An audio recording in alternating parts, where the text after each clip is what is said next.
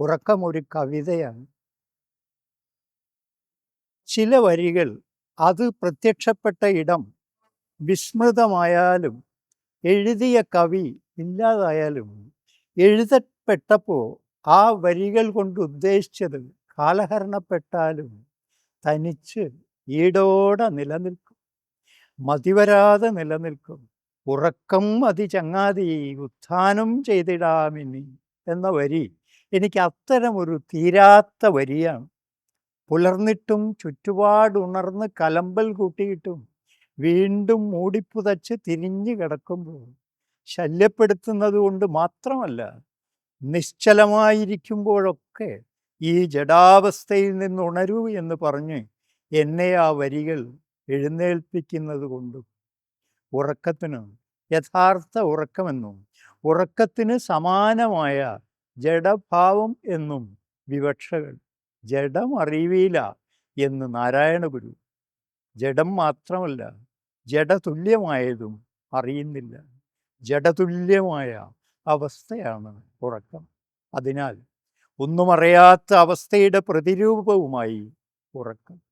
ഉണരുവിൻ സഖാക്കളെ എന്ന് പറയുമ്പോൾ ആ വാക്കുകൾക്ക് അക്ഷരാർത്ഥമല്ല, വർഗബോധത്തിലേക്കുണരൂ എന്ന അർത്ഥമാണല്ലോ ഉള്ളത്.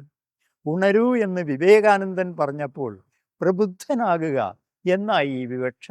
രൂപമായും പ്രതിരൂപമായും ഇരിക്കുന്നതിനാൽ ഉറക്കത്തെക്കുറിച്ച് ഉണർന്നാൽ മതി കവിതയിലേക്ക് ഉണരാനും.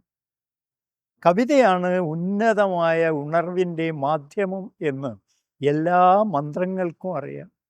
പരസ്യവാചകം എഴുതുന്ന മന്ത്രവാദികൾക്കുൾപ്പെടെ ജീവനുള്ളതിനെല്ലാം ഉറങ്ങണം, ചത്തതുപോലെ ഉറങ്ങണം. ജാഗരൂകനായിരുന്നതിന് ഒരു പ്രായശ്ചിത്തം പോലെ ഉറങ്ങണം. ഉറക്കം കിട്ടുന്നുണ്ടോ? ഡോക്ടർ ചോദിക്കുന്നു. ഉറക്കം കിട്ടുന്നുണ്ട് ഡോക്ടർ, പക്ഷേ ഉറക്കത്തിൽ നിന്ന് എന്താണ് കിട്ടുന്നത്? അത് അയാൾക്കും വ്യക്തമായി അറിഞ്ഞുകൂടാ. അയ്യപ്പ പണിക്കർ പറയും പോലെ പൂർണ്ണ ശ്രമക്ലമ വിരാമമായിരിക്കാം. എന്തിന്? ചുറ്റുപാടും നടക്കുന്നതെല്ലാം അറിയുന്ന അവസ്ഥയിൽ നിന്നും ഒന്നും അറിയാത്ത അവസ്ഥയിലേക്കുള്ള ഈ മാറ്റം എന്തിന്?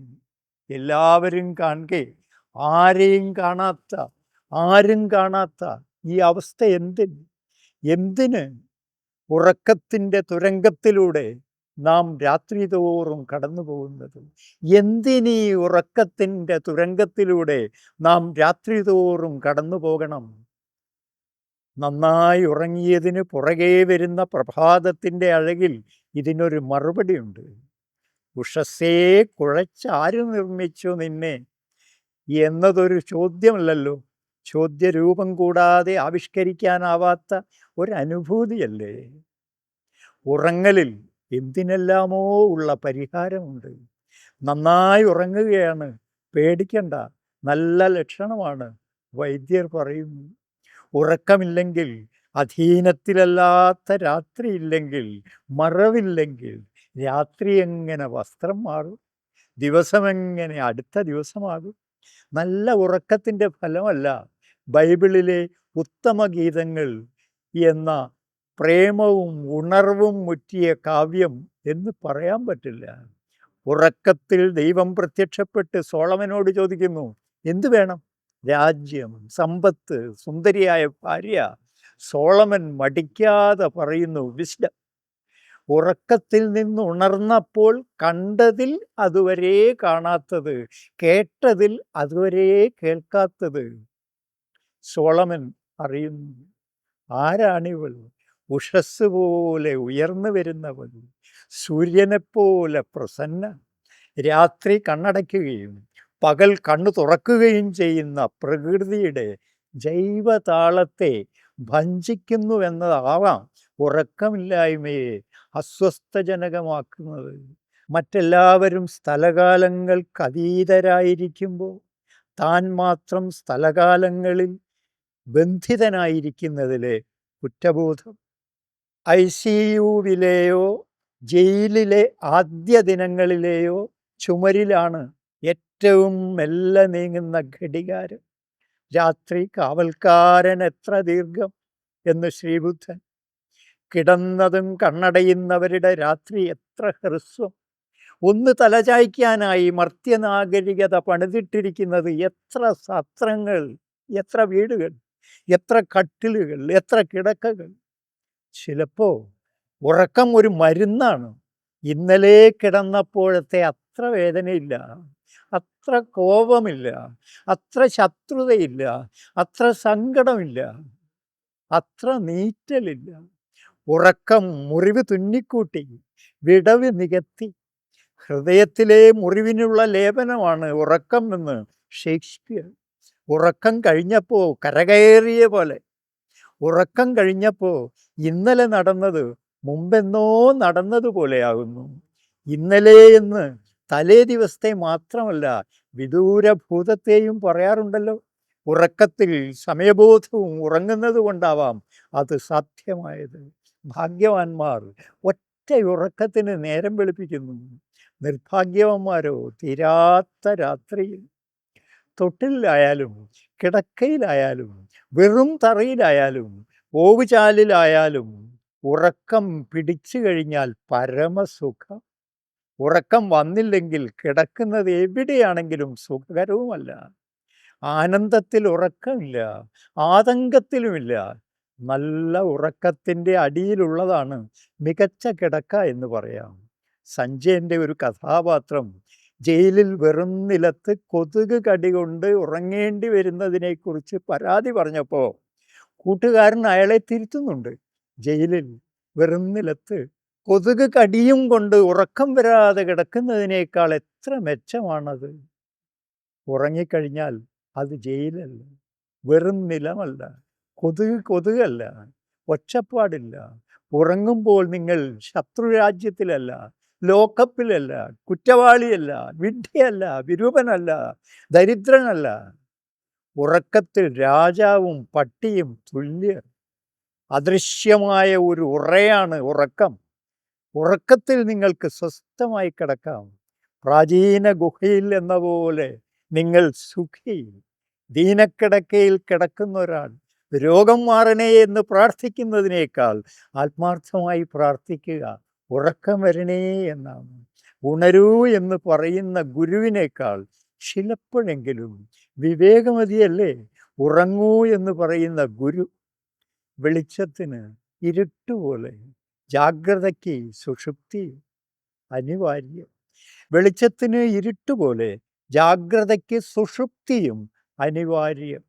ശ്രമത്തിന് വിശ്രമവും വിശ്രമത്തിന് ശ്രമവും വേണം. നന്നായി അധ്വാനിക്കുന്ന ഒരാളുടെ ആരോഗ്യത്തിനോട് മാത്രമല്ല ഉറക്കത്തിനോടും നമുക്ക് അസൂയയാവും.